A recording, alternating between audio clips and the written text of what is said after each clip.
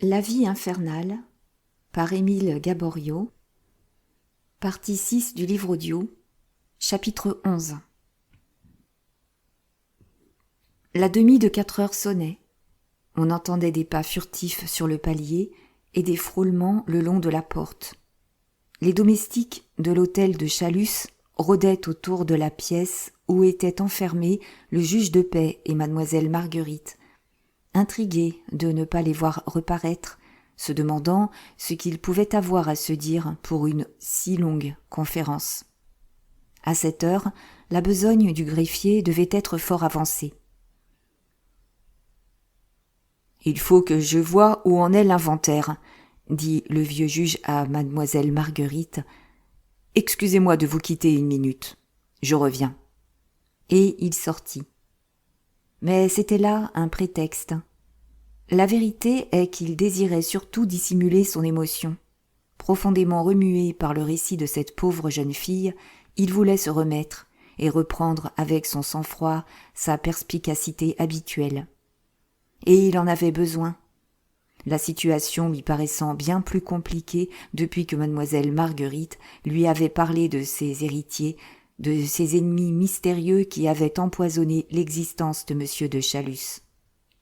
Il était clair que ces gens-là, arrivant à la curée, voudraient savoir ce qu'étaient devenus les millions du secrétaire. À qui les redemanderaient-ils ? À mademoiselle Marguerite, bien évidemment. Quelle tracasserie ne lui susciterait-il pas ? Ainsi pensait le vieux juge de paix tout en écoutant le rapport de son greffier. Ce n'était pas le tout d'avoir provoqué les confidences de mademoiselle Marguerite. Il avait à rechercher quel parti elle pouvait tirer de son étrange et douloureuse situation. Il avait à la conseiller, à la guider. Il était redevenu l'homme impassible quand il reparut dans le cabinet du comte, et il vit avec plaisir que la pauvre jeune fille avait de même repris une partie de son calme. « Maintenant, lui dit-il, causons. Je vous prouverai que votre position n'est pas si désolante que vous croyez. Mais avant de penser à l'avenir, inquiétons-nous du passé. Voulez-vous » La jeune fille s'inclina en signe d'acquiescement. « Parlons d'abord, reprit le juge, des millions disparus. Ils étaient certainement dans le secrétaire quand monsieur de Chalus y a remis la fiole. On ne les y retrouve plus. Donc, il faut que monsieur de Chalus les ait emportés avec lui. » C'est ce que je me suis dit. Ces valeurs formaient-elles un gros volume ? Assez gros, mais qui pouvait très bien être dissimulé sous un ample par-dessus comme celui que portait monsieur de Chalus. Très bien. À quelle heure est-il sorti ? Vers 5 heures. Et on l'a rapporté ? À 6h30 environ. Où l'avait pris le cocher qui l'a ramené ? Dans les environs de Notre-Dame de Lorette, à ce qu'il nous a dit. A-t-on conservé le numéro de ce cocher ? Je crois que Casimir se l'est fait remettre. À qui lui eût demandé pourquoi cette sorte d'enquête officieuse, le juge de paix eût répondu que le seul intérêt de mademoiselle Marguerite le guidait. Rien n'était plus vrai, et cependant, sans que peut-être il s'en rendît compte, un autre mobile le poussait à s'écarter un peu du cercle de ses attributions. Cette affaire l'intéressait et l'attirait par ses côtés ténébreux et inexplicables. Elle irritait ce besoin de connaître la vérité qui est au fond de tout homme. Elle le séduisait en lui offrant une occasion d'exercer sa faculté maîtresse, qui était la pénétration. Aussi se recueillait-il, analysant les réponses de mademoiselle Marguerite, et après un moment, « Donc, fit-il, le point de départ des recherches, si recherche il y a jamais, sera celui-ci. Monsieur de Chalus est sorti avec 2 millions, et pendant les 2 heures qu'il est resté dehors, il a disposé de cette somme énorme, ou on la lui a volée. » Mademoiselle Marguerite tressaillit. « Oh, volée ?» balbutia-t-elle. « Mon Dieu, oui, mon enfant, tout est possible. Il faut tout admettre. Mais poursuivons. Où se rendait monsieur de Chalus ? Chez un homme d'affaires qui devait, pensait-il, lui procurer une adresse qui se trouvait dans la lettre déchirée par lui. Le nom de cet homme ? Fortunat. Le magistrat écrivit ce nom sur son calepin, puis, reprenant ses questions. Arrêtons-nous, dit-il, à cette malheureuse lettre. La cause, selon vous, de la mort de M. de Chalus. Que disait-elle ? Je l'ignore, monsieur. J'ai aidé, c'est vrai, le comte à en réunir les fragments, mais je ne l'ai pas lu. Peu importe. L'important est de savoir qui l'a écrite. Ce ne peut être, m'avez-vous dit, que cette sœur de M. de Chalus disparue il y a une 30aine d'années, ou votre mère. En effet, monsieur, c'est encore mon opinion. Le vieux juge, tout en souriant, tracassait sa bague. Eh bien, moi, prononça-t-il, avant 5 minutes, je vous dirai si la lettre vient de votre mère. Oh, mon moyen est simple et sûr. Je vais tout bonnement comparer l'écriture à celle des lettres du secrétaire. Mademoiselle Marguerite se leva à demi en s'écriant « Oh, quelle idée !» Mais lui, sans paraître remarquer la surprise de la jeune fille, ajouta d'un ton bref « Où est cette lettre ?»« Monsieur de Chalus doit l'avoir mise dans une de ses poches. »« Il faut la retrouver, mademoiselle. Dites au valet de chambre du comte de la chercher. » La jeune fille appela, mais M. Casimir, tout occupé des démarches exigées par le décès et les funérailles de son maître, était absent. Le second valet de chambre et Madame Léon offrirent leurs services, et certes, ils s'employèrent avec le plus louable zèle, mais leurs investigations restèrent infructueuses. La lettre ne se retrouva pas. « Quel malheur !» murmurait le juge, tout en regardant retourner les poches de tous les vêtements du mort. « Quelle fatalité ! Là était peut-être la clé de l'énigme. » Force lui fut cependant de prendre son parti de cette déconvenue. Il revint s'asseoir dans le cabinet du comte, mais visiblement il était découragé, et il avait retourné en dedans le chaton de sa bague. Ce n'est pas qu'il estimât le problème insoluble, loin de là. Seulement, il reconnaissait que, pour arriver à la vérité, il faudrait beaucoup de temps et des investigations qui n'étaient plus de son ressort. Une seule espérance immédiate lui restait. En étudiant les derniers mots écrits et prononcés par M. de Chalus, ne pénétrerait-il pas l'intention qui les avait dictés ? Lui, dont l'expérience avait aiguisé la sagacité, ne leur découvrirait-il pas un sens qui allumerait une lueur au milieu des ténèbres ? Il les demanda donc à mademoiselle Marguerite, et elle lui remit le papier où le comte avait essayé de fixer sa pensée, et une carte où elle-même, sur le moment, avait écrit, dans leur ordre, les dernières paroles du mourant. En réunissant le tout, le juge de paix obtenait ceci. « Toute ma fortune, donne, ami, contre, Marguerite, dépouillée, ta mère, prends garde. » Ces 12 mots, incohérents, trahissaient les éternelles préoccupations de M. de Chalus. On y retrouvait le souci de sa fortune et de l'avenir de Marguerite, et aussi la trace de l'effroi ou de l'aversion que lui inspirait la mère de Marguerite. Mais c'était tout, c'est-à-dire ce n'était rien. Le mot « donne » s'entendait. Il était clair que le comte avait voulu écrire « Je donne toute ma fortune ». Le mot « dépouiller » se comprenait aussi. Il avait été évidemment arraché au moribond par cette certitude horrible que Marguerite, sa fille, sans aucun doute, n'aurait pas une pièce d'or des millions qui lui destinaient. « Prends garde » s'expliquait seul. Mais il était 2 mots qui semblaient au juge de paix absolument inexplicables, qu'il cherchait vainement à lier aux autres, qu'il ne pouvait rattacher à aucune idée probable. Le mot « ami » et le mot « contre ». Et ils se suivaient sur le papier. Ils étaient les plus lisibles. Pour la 30e fois, le juge les répétait à demi-voix quand on frappa discrètement à la porte. Presque aussitôt, Madame Léon parut. « Qu'est-ce » demanda mademoiselle Marguerite. La femme de charge déposa sur le bureau un paquet de lettres à l'adresse de M. de Chalus, en disant « C'est le courrier de défunt monsieur le comte. Dieu ait son âme. » Puis, présentant un journal à mademoiselle Marguerite, elle ajouta de sa voix la plus onctueuse. « Et de plus, on vient à l'instant même d'apporter ceci pour mademoiselle. Ce journal, pour moi, vous devez vous tromper. Pas du tout. J'étais, de ma personne, chez le concierge quand le commissionnaire est arrivé, et il a bien dit que c'était pour mademoiselle Marguerite, de la part d'un de ses amis. Et ayant dit, elle esquissa sa plus belle révérence et se retira. La jeune fille avait pris le journal, et lentement, d'un air d'étonnement et d'appréhension, elle le dépliait. Ce qui la frappa d'abord, c'est qu'à la première page, il y avait une vingtaine de lignes encadrées au crayon rouge. Évidemment, on lui envoyait ce journal pour qu'elle lût les messages entourés.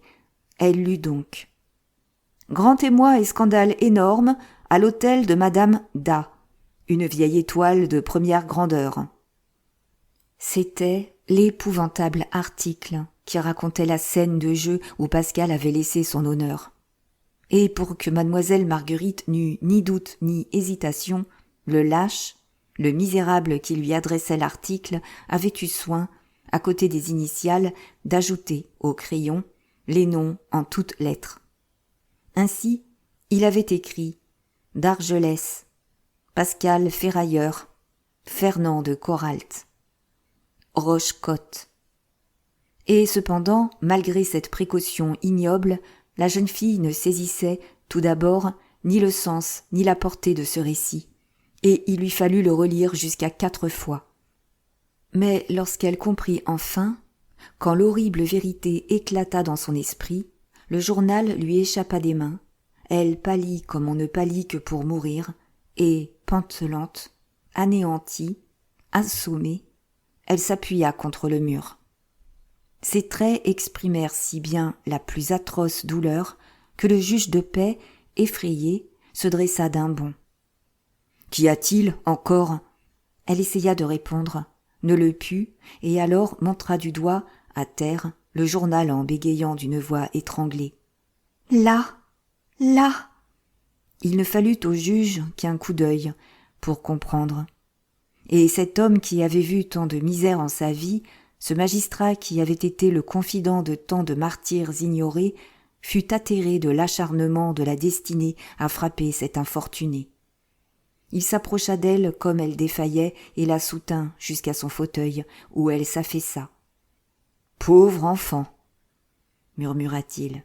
« L'homme que vous aviez choisi, à qui vous eussiez tout sacrifié, c'est ce Pascal Ferrailleur, n'est-ce pas ?»« C'est lui. »« Il est avocat ?»« Je vous l'ai dit, monsieur. »« Il demeure bien rue d'Ulm ?»« Oui. » Le juge de paix hocha tristement la tête. « C'est bien lui, fit-il, car je le connais, pauvre enfant. Je l'aimais et je l'honorais. Hier encore, je vous aurais dit, celui-là est digne de vous. Son intacte réputation désarmait jusqu'à l'envie. Et voilà où le jeu l'a conduit. Il a volé. » Roide et tout d'une pièce, mademoiselle Marguerite se dressa. « C'est faux, prononça-t-elle. Ce qu'il y a sur ce journal est faux. » Sous tant de coups répétés, la raison de cette infortunée vacillait-elle donc ? On pouvait le craindre. Livide l'instant d'avant, elle était devenue plus rouge que le feu. Un tremblement convulsif la secouait et ses yeux fixes brillaient du sinistre éclat du délire. « Si elle ne pleure pas, pensait le juge de paix, elle est perdue. » Et aussitôt, loin d'encourager ses espérances, il voulut détruire les illusions qu'il croyait dangereuses. « Hélas, ma pauvre enfant, fit-il tristement, ne vous abusez pas. Les journaux sont parfois inconsidérés. Il arrive qu'on surprend leur bonne foi, mais des articles tels que celui-ci ne se publient que sur des preuves appuyées d'irrécusables témoignages. » Elle haussait les épaules comme si elle eût entendu les plus grandes absurdités du monde, et à demi-voix murmurait. « Je m'explique maintenant le silence de Pascal. Je comprends comment il n'a pas encore répondu à ma lettre d'hier soir. » Et le juge poursuivait. « Ainsi, malheureusement, après l'article que nous venons de lire, on ne saurait garder l'ombre d'un doute. » Brusquement, mademoiselle Marguerite l'interrompit. « Mais je n'ai pas douté une seconde, s'écria-t-elle. Douter de Pascal, moi ? Je douterais plutôt de moi-même. Je puis faillir, moi. Je ne suis qu'une pauvre fille ignorante et faible, tandis que lui... Lui... Vous ne savez donc pas qu'il était comme ma conscience ? Avant de rien entreprendre, avant de rien décider, s'il me venait quelque scrupule, je me disais « Que ferait-il, lui ?» Et la seule pensée de celui qui, pour moi, est l'honneur même, suffisait à écarter les inspirations mauvaises. Son accent disait bien, en effet, sa confiance absolue, entière, inébranlable, et la foi donnait à son beau visage une sublime expression. « Si vous m'avez vu chanceler, monsieur, poursuivait-elle, c'est que j'ai été atterrée par l'audace de l'accusation. Comment, par quelle manœuvre, des misérables ont-ils paru convaincre Pascal d'une action flétrissante ? Cela passe mon entendement. Ce que je sais, c'est qu'il est innocent. Ce qui est sûr, c'est que la terre entière se dressant pour témoigner contre lui n'altérerait pas ma croyance en lui. Il avouerait que je ne serais pas entièrement convaincue, et je le croirais fou plus aisément que coupable. » Un sourire amer crispait sa lèvre. Elle revenait au sentiment exact de la situation, et c'est d'un ton relativement calme qu'elle reprit. « Que prouvent d'ailleurs de vains témoignages ? N'avez-vous pas entendu ce matin la voix de tous nos domestiques me demander compte des millions de monsieur de Chalus ? Qui sait ce qui fût advenu sans votre intervention ? Peut-être serais-je en prison à cette heure. » « Ce n'est plus la même chose, mon enfant. »« C'est la même chose. Monsieur, supposez-moi accusé. Que croyez-vous qu'eût répondu Pascal, à qui fût allé lui dire « Marguerite est une voleuse ?» Il eût ri, et comme moi, se fût écrié « Impossible !» La conviction du juge de paix était faite. Pour lui, Pascal Ferrailleur était coupable. Cependant, il n'entreprit pas de discuter. D'abord, il sentait bien qu'il ne convaincrait pas mademoiselle Marguerite. Ensuite, à quoi bon la convaincre, maintenant que son énergie avait repris le dessus ? Mais il chercha un moyen de connaître les projets de cet infortuné afin de les combattre s'ils lui semblaient périlleux. « Peut-être avez-vous raison, mon enfant, » concéda-t-il. « Ce malheur n'en doit pas moins changer toutes vos déterminations. »« En effet, monsieur, il les modifie. » Un peu surpris de son flegme subit, il la regarda. « Il y a 1 heure, reprit-elle, j'étais bien résolue à aller trouver Pascal. Je comptais réclamer de lui aide et assistance. Fièrement, comme on réclame un droit indéniable ou l'exécution d'une promesse sacrée. Tandis que maintenant... Eh bien, je suis toujours décidée à aller à lui, mais ce sera humblement et en suppliante. Et je lui dirai, vous souffrez, mais il n'est pas de malheur intolérable quand on est 2 à s'en partager le fardeau. Me voici. Tout va vous manquer, vos amis les plus chers vont vous renier lâchement. Me voici. Quoi que vous veuillez faire, quitter l'Europe ou rester à Paris pour épier l'heure de la vengeance, il vous faut un compagnon vaillant et fidèle, un confident de vos desseins, un autre vous-même. Me voici. Femme, amie, sœur, maîtresse, je serai ce que vous voudrez. Me voici, sans condition. Et immédiatement, pour répondre à un mouvement et à une exclamation du vieux juge, elle ajouta avec une expression de candeur et de fermeté extraordinaire. « Il est malheureux. Je suis libre. Je l'aime. » Le juge de paix était pétrifié. Il sentait bien que ce qu'elle disait, elle le ferait. En elle, il avait reconnu une de ces âmes généreuses et fières qu'attire et séduit tout ce qui est héroïque et grand, incapable d'hésitation pusillanime et d'égoïste calcul, qui ne composent jamais avec ce qu'elles croient être le devoir et qui ne savent affirmer la passion que par le sacrifice. « Heureusement, chère demoiselle Marguerite, fit-il, votre dévouement sera sans aucun doute inutile. »« Pourquoi cela, monsieur ?»« Parce que monsieur Ferrailleur vous doit, et qui plus est, se doit à lui-même de ne pas l'accepter. » Elle ne comprenait pas. Ses regards interrogeaient. « Pardonnez-moi, reprit le juge, de vous préparer à une douloureuse déception. Coupable ou innocent, monsieur Ferrailleur est déshonoré. » À moins d'un miracle, sa vie est perdue, finie. À l'heure qu'il est, il est rayé du barreau. Il est de ces accusations, de ces calomnies, si vous voulez, dont on ne se relève pas. Comment pouvez-vous espérer qu'il consente à unir votre destinée à la sienne ? Cette objection la frappa.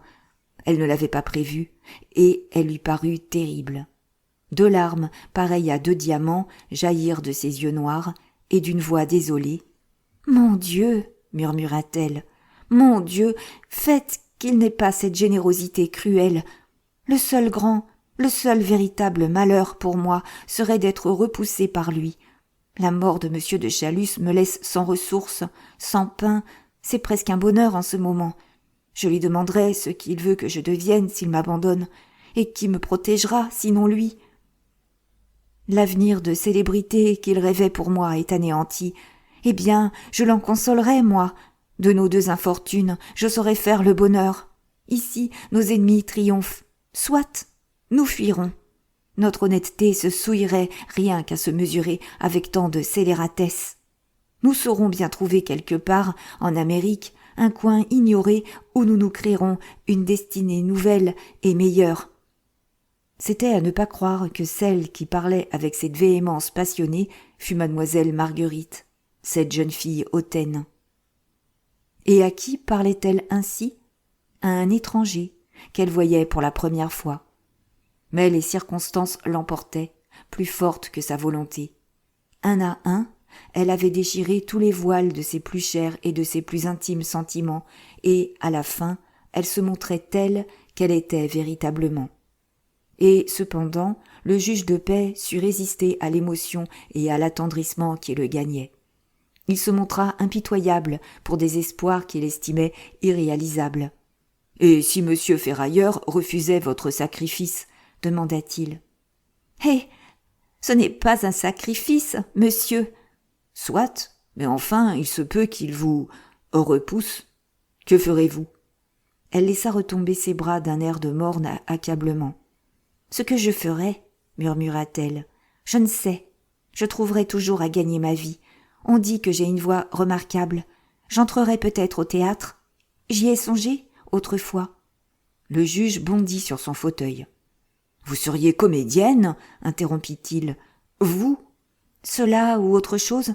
Qu'importe. » »« Comment ? Qu'importe ? Mais vous ne soupçonnez pas, vous n'imaginez pas. » Il ne trouvait pas de terme pour rendre la nature des obstacles qu'il apercevait, et ce fut mademoiselle Marguerite qui les trouva pour lui.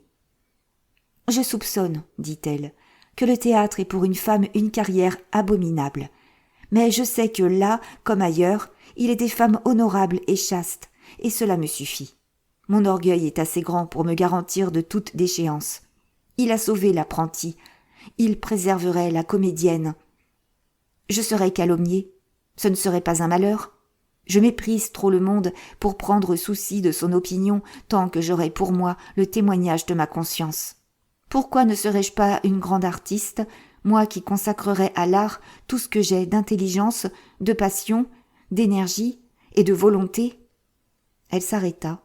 Un valet de pied entrait portant des lampes, car la nuit venait. Et sur les pas de celui-ci, un autre parut, qui dit « Mademoiselle, monsieur le marquis de Valorcey est en bas, qui demande si mademoiselle peut lui faire l'honneur de le recevoir. » Chapitre 12. À ce nom de Valorcey, les yeux de mademoiselle Marguerite et du juge de paix s'étaient cherchés, et ils avaient échangé un regard où se peignaient les plus étranges conjectures. Mais la jeune fille hésitait à quelle partie se résoudre. Il fallut que le magistrat mît fin à ses perplexités. « Priez monsieur le marquis de Valorcey de monter, » dit-il au domestique. Le valet de pied se retira, et dès qu'il eut disparu, « Quoi, monsieur ?» s'écria mademoiselle Marguerite. « Après ce que je vous ai dit, vous voulez que je le reçoive ?»« Il le faut, mon enfant. Absolument. Il importe que vous sachiez ce qu'il veut et quel espoir l'amène. Résignez-vous, soyez calme. » En proie à une sorte d'égarement, la pauvre fille réparait à la hâte le désordre de sa toilette, et, tant bien que mal, elle relevait ses cheveux, dont les masses opulentes s'éparpillaient sur ses épaules. Eh, monsieur, disait-elle, ne devinez-vous donc pas qu'il me croit l'héritière de monsieur de Chalus? Pour lui, je garde l'éblouissant reflet des millions qui ont failli m'appartenir. Qu'il vienne, qu'il vienne. Silence, le voici. Le marquis de Valorcey entrait, en effet, toujours vêtu avec l'exquise recherche de ces intelligents gentilshommes pour qui la couleur d'un pantalon est une affaire et qui trouvent des assouvissements d'ambition à décider souverainement de la coupe d'un gilet. Mais sa physionomie insoucieuse d'ordinaire, et n'exprimant rien que le parfait contentement de soi et l'ennui des autres, était grave et presque solennelle. Sa jambe, cette maudite jambe cassée autrefois en sautant d'une banquette irlandaise, était roide et traînait plus que d'habitude, ce qui, sans doute, ne tenait pas uniquement à des influences atmosphériques. Il s'inclina devant mademoiselle Marguerite avec toutes les marques du plus profond respect et sans paraître remarquer le juge de paix. « Vous m'excuserez, je l'espère, mademoiselle, prononça-t-il, d'avoir insisté pour être admis à vous présenter l'expression de ma sympathique douleur. J'apprends à l'instant l'horrible malheur qui vous frappe, la mort si inattendue de votre père. » Elle recula avec une sorte d'effroi en répétant « De mon père ?» L'autre ne parut pas troublé. « Je sais, dit-il d'une voix qui voulait être attendrie. Je sais que monsieur de Chalus vous avait fait un mystère de votre naissance, mais il m'avait confié son secret. »« À vous ?» interrompit le juge de paix, incapable de se contenir. Le marquis toisa d'un air hautain ce vieux homme vêtu de noir, et du ton sec comprend avec un subalterne indiscret. « À moi, oui, monsieur, répondit-il. Et non seulement monsieur le comte de Chalus me l'a confié de vive voix, mais il me l'a écrit, en m'exposant les honorables motifs de sa conduite et l'intention formelle où il était, non de reconnaître, mais d'adopter mademoiselle Marguerite, afin de lui assurer sans conteste sa fortune et son nom. »« Ah » fit le juge de paix, comme si une lueur soudaine l'eût éclairé. « Ah ! Ah !» Mais déjà, sans se soucier de cette exclamation extraordinaire, au moins par son accent, M. de Valorcey s'était retourné vers mademoiselle Marguerite et poursuivait. « Votre ignorance me prouve, mademoiselle, que vos gens ne m'ont pas trompé quand ils m'ont dit que ce pauvre M. de Chalus a été littéralement foudroyé. Mais ils m'ont dit autre chose que je ne puis croire. Ils m'ont affirmé que le comte n'avait pris aucune disposition à votre égard, qu'il ne laisse pas de testament et que, excusez une indiscrétion qu'un respectueux intérêt dicte, et que, par suite de cette incompréhensible et coupable imprudence, vous vous trouvez, vous, sa fille, ruiné et presque sans ressources. Est-ce possible ? » ?»« Cela est l'exacte vérité, monsieur, » répondit mademoiselle Marguerite. « Pour vivre, il me faudra désormais gagner ma vie. » Elle prononça ces mots avec une sorte de bonheur, s'attendant à quelque mouvement du marquis qui trahirait la bassesse de ses convoitises, et elle s'apprêtait à jouir de sa confusion. Mais pas du tout.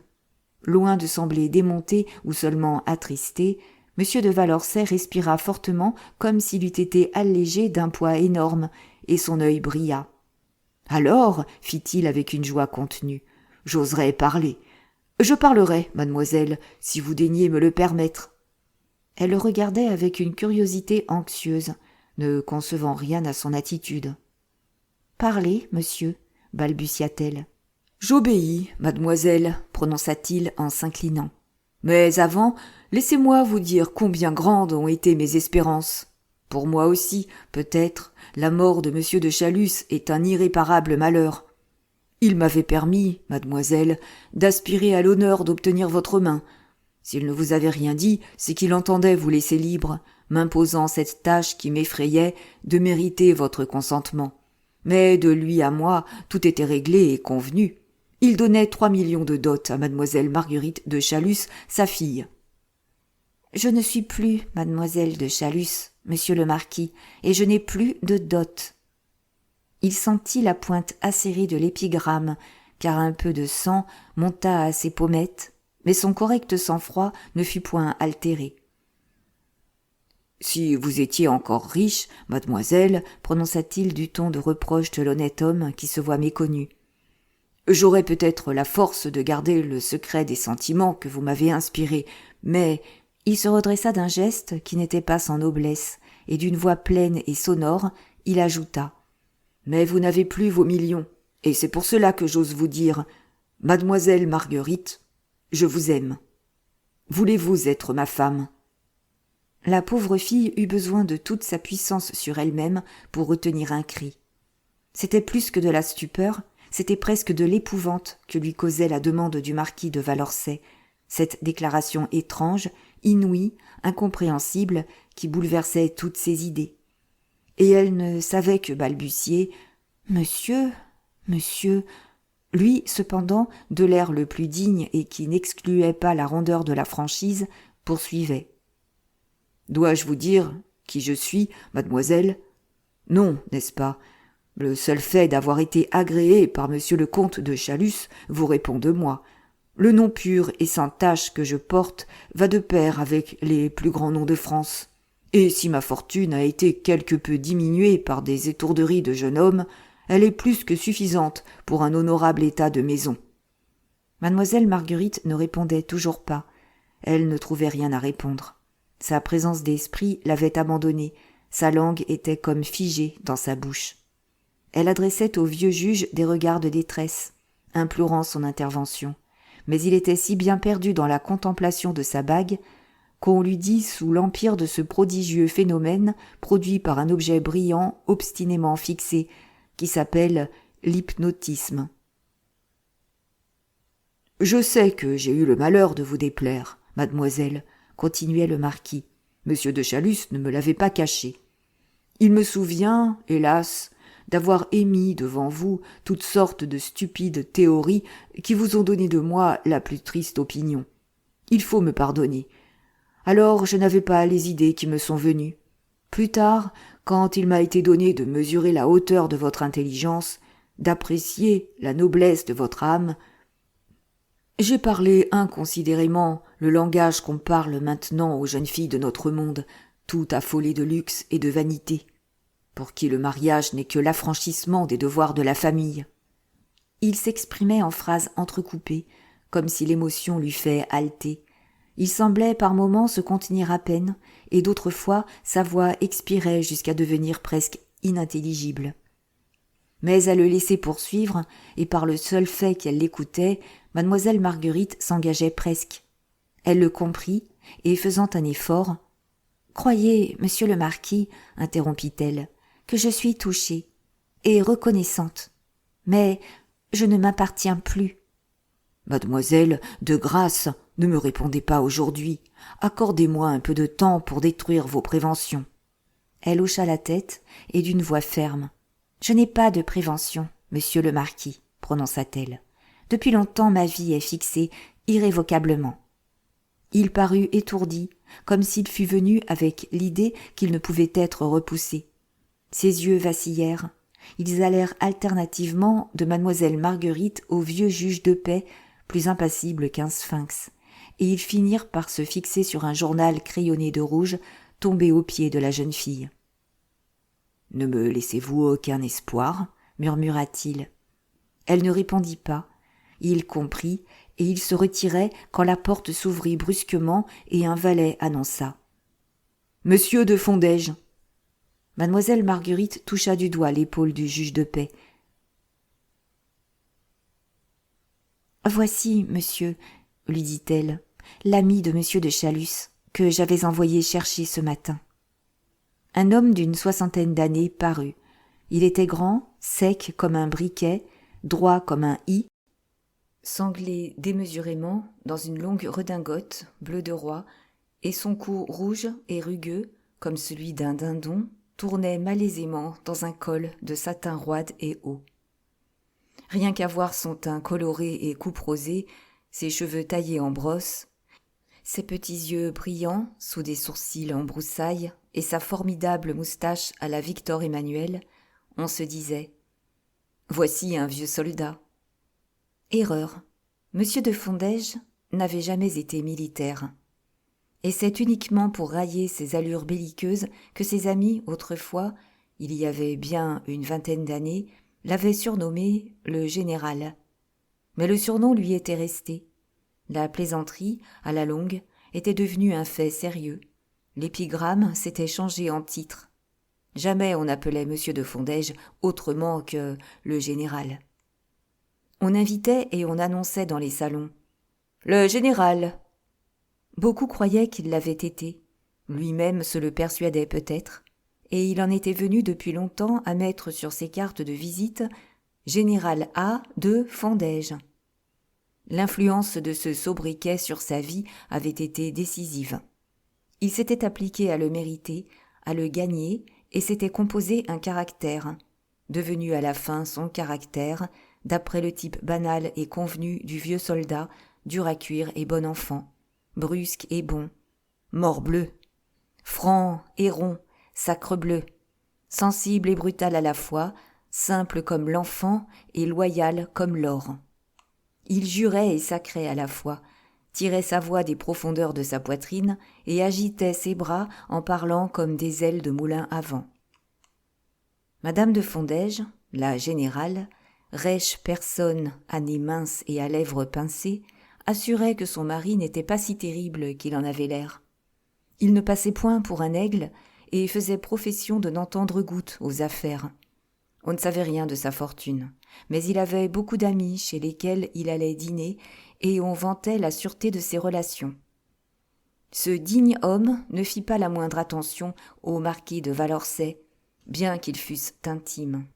Il marcha droit sur mademoiselle Marguerite, et l'ayant saisie entre ses grands bras, il se mit à la presser contre sa poitrine, lui brossant le visage de sa rude moustache, sous prétexte de l'embrasser. « Du courage, ma petite amie, grondait-il. Du courage. Ne vous laissez pas abattre, morbleu. Prenez exemple sur moi. Regardez-moi. » Il s'était reculé, et il était grotesque à voir par suite de l'effort extraordinaire qu'il faisait pour concilier et comprimer la douleur de l'ami et le stoïcisme du soldat. Bientôt il reprit. « Vous devez m'en vouloir, mignonne, d'arriver si tard. Il n'y a pas de ma faute. J'étais chez madame de Rochecotte, quand on est venu chez moi de votre part. Je rentre, on m'apprend l'affreuse nouvelle. Ça a été comme un coup de canon. Un ami de 30 ans, 1000 tonnerres. J'ai été le témoin de son premier duel. Pauvre Chalus, un gaillard solide comme un chêne, qui devait nous enterrer tous. Mais c'est ainsi. Les meilleurs défilent toujours la parade, les premiers. » Le marquis de Valençay avait battu en retraite. Le juge de paix s'effaçait dans l'ombre et mademoiselle Marguerite se taisait, habituée aux façons du général, sachant bien qu'il n'y avait guère moyen de placer un mot quand il avait pris la parole. « Heureusement, poursuivit-il, ce pauvre Chalus était un homme de précaution. Il vous aimait tendrement, ma mignonne, et ses dispositions testamentaires ont dû vous le prouver. »« Ses dispositions ?» ?»« Mais oui, petite sournoise, n'allez-vous pas vous cacher de moi qui sais tout. Ah, vous voilà un des beaux partis de l'Europe. Et, sacrebleu, les prétendants ne vont pas manquer. » Mademoiselle Marguerite remua tristement la tête. « Vous vous trompez, général, le comte ne laisse pas de testament. Il n'avait pris aucune précaution. » Monsieur de Fondège tressaillit, il pâlit un peu et, d'une voix mal assurée, « Hein ?» fit-il. « Que me chantez-vous là ? Chalus, mille tonnerres ! C'est impossible. » « Le comte a été foudroyé dans un fiacre, monsieur. Il est sorti à 5 heures, à pied, et avant 7 heures, on le rapportait inanimé. Où il était allé, nous n'en savons rien. »« Vous ne savez pas ? Vous ne savez pas ?»« Hélas, non. Et il est mort sans parvenir à prononcer autre chose que des paroles incohérentes. » Et aussitôt, la pauvre fille se mit à raconter brièvement les scènes douloureuses qui s'étaient succédé depuis 24 heures. Moins préoccupée, elle eut vu que le général ne l'écoutait pas. Il était assis près du bureau de M. de Chalus, séparé du juge de paix par des casiers, le coude sur la tablette, et machinalement il s'était mis à jouer avec les lettres à l'adresse du comte apportées l'instant d'avant par madame Léon. Bientôt il y en eut une qui s'empara impérieusement et exclusivement de toute son attention. Elle l'attirait, elle le fascinait. Il la couvait de ses regards enflammés, et quand il la touchait, sa main tremblait ou se crispait. Sa face était devenue livide, ses yeux se troublaient, sa respiration haletait et sifflait, une sueur glacée perlait à la racine de ses cheveux. Si le juge de paix l'eût aperçu, il eût compris qu'il se passait en cet homme quelque chose d'extraordinaire et de terrible, qu'un affreux combat se livrait au-dedans de lui-même. Cela dura 5 bonnes minutes, puis, tout à coup, étant sûr qu'on ne pouvait le voir, il enleva prestement la lettre et la glissa dans sa poche. La pauvre Marguerite achevait son récit. « Vous le voyez, monsieur, loin d'être riche, comme vous le pensiez, je suis sans asile et sans pain. » Le général s'était levé et il marchait comme au hasard dans le cabinet, avec toutes les marques d'une agitation convulsive. « C'est vrai, » répétait-il, de l'air d'un homme qui ne sait ce qu'il dit. « La voilà ruinée, perdue. Le malheur est complet. » Puis, soudainement, s'arrêtant les bras croisés devant mademoiselle Marguerite, « Qu'allez-vous devenir ?» demanda-t-il. « Dieu ne m'abandonnera pas, général. » Il tourna les talons et reprit sa promenade, gesticulant et s'abandonnant à un furieux monologue qu'il était cependant assez aisé de suivre. « Épouvantable !» grondait-il. « Affreux ! La fille d'un vieux camarade de Freuden, sacrebleu, d'un ami de 30 ans, l'abandonner ainsi. Jamais, 1000 tonnerres, jamais. Pauvre mignonne, un cœur d'or et jolie comme un ange. Cet horrible Paris n'en ferait qu'une bouchée. Ce serait un meurtre, une abomination. Cela ne sera pas, les vieux sont là, solides au poste. » Il revint se planter en face de la pauvre fille, et de sa plus grosse voix d'homme sensible et brutal tout ensemble, « Mademoiselle Marguerite, » fit-il. « Général ?» ?»« Vous connaissez Gustave de Fondège, mon fils. » »« Je crois me rappeler que plusieurs fois vous avez parlé de lui à monsieur de Chalus. » Le général tortillait rageusement sa moustache, comme il lui arrive toutes les fois qu'il est ému et embarrassé.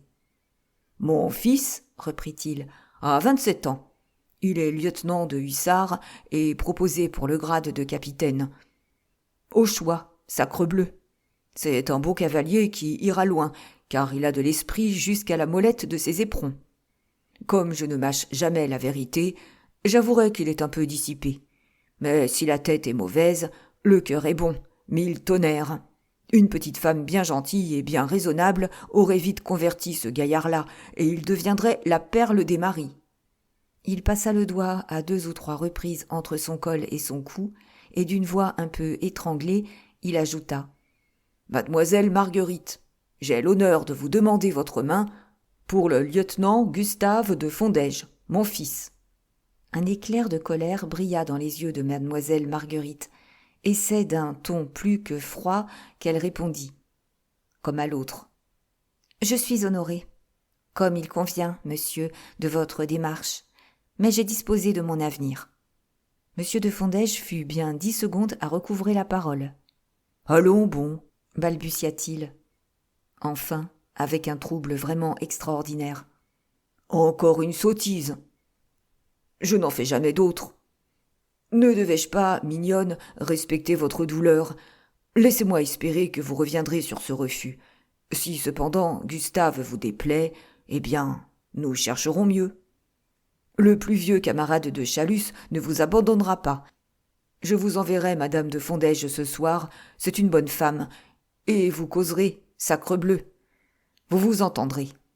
Voyons, répondez, qu'avez-vous » Cette insistance semblait irriter extrêmement la pauvre fille, et, pour en finir, « Ne souhaitez-vous pas, monsieur, demanda-t-elle, voir une dernière fois monsieur de Chalus ?»« Ah oui, certes, un ami de 30 ans. » Il s'avança, en effet, vers la porte de la chambre mortuaire, mais au moment de la franchir, « Oh, non, s'écria-t-il avec une sorte d'horreur.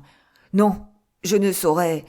Et il se retira, ou plutôt s'enfuit.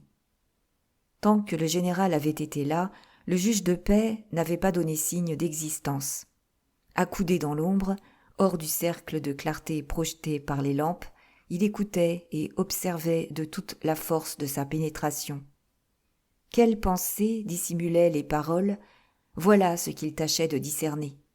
Mais dès qu'il se retrouva seul avec mademoiselle Marguerite, il se leva lentement, vint s'adosser à la cheminée et dit « Eh bien, mon enfant ?» La pauvre fille, après les émotions qui venaient de la secouer, tremblait comme une coupable après un mauvais coup, et c'est d'une voix sourde qu'elle répondit « J'ai compris. » « Quoi ?» insista l'impitoyable magistrat. Elle leva sur lui ses beaux yeux où brillaient encore des larmes de colère, et avec une violence contenue « J'ai mesuré, monsieur, répondit-elle, l'infamie de ces deux hommes qui sortent d'ici. J'ai compris la mortelle insulte de leur démarche si noble en apparence. Ils avaient questionné les gens, et ils savaient que 2 millions ont disparu. Ah, les misérables! Ils croient que je les ai volés, ces millions, et ils venaient me dire « Pars à 2 !» Monsieur de Valorcet, ce misérable viveur, et monsieur de Fondège, ce grotesque, se sont rencontrés dans une commune et dégoûtante convoitise. C'est l'impunité qu'ils m'offraient, et l'appui de leur honorabilité. Quelle honte! Et ne pouvoir se venger. Ah! J'aimais mieux les soupçons des domestiques. Du moins, ils ne me demandaient pas le partage du vol pour prix de leur silence. Le juge de paix hochait la tête d'un air non équivoque d'approbation. « Il y a de cela, » répétait-il. « Positivement, il y a de cela. » Mais les portes étaient restées ouvertes. Il alla les fermer soigneusement, puis, revenant près de celle dont il avait fait sa cliente, « Je veux dire, » fit-il à demi-voix, « que vous vous méprenez un peu quant aux mobiles qui ont dicté à ces messieurs leur demande en mariage. » « Le croyez-vous vraiment, monsieur ?»« Je l'affirmerais presque. Leurs façons n'ont-elles pas été entièrement différentes ? L'un, le marquis, s'est conduit avec le calme et le sang-froid que donnent la réflexion et le calcul. L'autre, au contraire, le général, a agi avec une précipitation qui trahit la détermination soudaine, l'idée aussitôt adoptée que née. » Mademoiselle Marguerite réfléchissait. « C'est vrai, » murmurait-elle, « c'est pourtant vrai. Je me rends compte maintenant de la différence. »« Donc, » reprit le juge, « voici ce que dans mon coin j'imaginais. Ce marquis de Valorcet, me disais-je, ce comédien qui joue si bien la passion, doit avoir par devers lui les preuves de la naissance de mademoiselle Marguerite, preuves écrites et concluantes, s'entend. La recherche de la paternité est interdite, mais une reconnaissance volontaire émanant du père peut l'attester. Qui nous prouve que M. de Valorcet n'a pas cette reconnaissance. Il doit l'avoir. Et alors, apprenant la mort soudaine de M. de Chalus, il s'est dit « Si Marguerite était ma femme, si j'arrivais à la faire déclarer fille naturelle du comte, j'hériterais de quelques jolis millions. » Là-dessus, il est allé consulter un homme d'affaires. On lui a répondu que c'était une partie à jouer, et il est venu. Vous l'avez repoussé, mais il reviendra à la charge, tenez-le pour certain. Et quelques jours, il vous mettra le marché à la main et il vous dira, selon votre expression, « Marions-nous ou ne nous marions pas, mais part à 2. » Mademoiselle Marguerite était comme transfigurée. À la parole si lucide et si nette du vieux magistrat, il lui semblait que le brouillard qui voilait la vérité se dissipait et qu'elle la voyait, qu'elle pouvait la toucher du doigt. « Oui, » s'écria-t-elle, « oui, vous avez raison, monsieur. » Lui se recueillit un moment et continua. « Je vois moins clair dans la pensée de M. de Fondège, mais je distingue quelque chose. Il n'avait pas interrogé les domestiques. La preuve, c'est qu'en arrivant ici, il vous croyait fermement légataire universel. Il savait, retenez bien ceci, que certaines précautions de vous ignorées avaient été prises par M. de Chalus. Il les connaissait. Ce que vous lui avez appris l'a confondu. Et aussitôt, il a mis à vouloir réparer l'imprévoyance du comte autant d'empressement que s'il eût été cause de cette imprévoyance. À sa physionomie bouleversée pendant qu'il vous conjurait de devenir la femme de son fils, on eût dit que votre misère l'accablait de remords qu'il cherchait à conjurer bien vite. Après cela, concluez. La pauvre fille interrogeait les yeux du juge, comme si elle eût tremblé de comprendre mal l'idée qu'il n'exprimait que vaguement. « Alors, monsieur, fit-elle avec une hésitation horrible, vous pensez, vous supposez que le général n'ignore pas ce que sont devenus les millions disparus ?»« Juste, répondit le juge. Et, comme s'il eût craint d'en avoir trop dit et regretté d'avoir été si affirmatif, « Réfléchissez de votre côté, dit-il. Vous avez toute la nuit. Nous causerons demain. Et si je puis vous être utile, je serai bien heureux. » Cependant, monsieur... Oh, à demain, à demain. Il faut que je rentre dîner, sans compter que mon greffier doit s'impatienter terriblement. Le greffier, en effet, s'ennuyait. Non qu'il fût près d'avoir fini l'inventaire de cet immense hôtel, mais il estimait qu'il en avait assez fait pour un jour. C'est dire avec quelle promptitude il lut le procès-verbal, fit signer les assistants et constitua M. Bourigeaud, le concierge gardien des scellés. C'est dire avec quel empressement il suivit le juge lorsque celui-ci gagna l'escalier, après avoir salué mademoiselle Marguerite et lui avoir répété « Bon courage, bon espoir !» Et cependant, le mécontentement de ce digne greffier diminuait sensiblement quand il supputait le nombre des vacations, la quantité des rôles, la somme, enfin, que lui vaudrait légitimement cette apposition de scellé. Jamais, depuis 9 ans qu'il avait acheté sa charge, il n'avait eu d'inventaire si magnifique.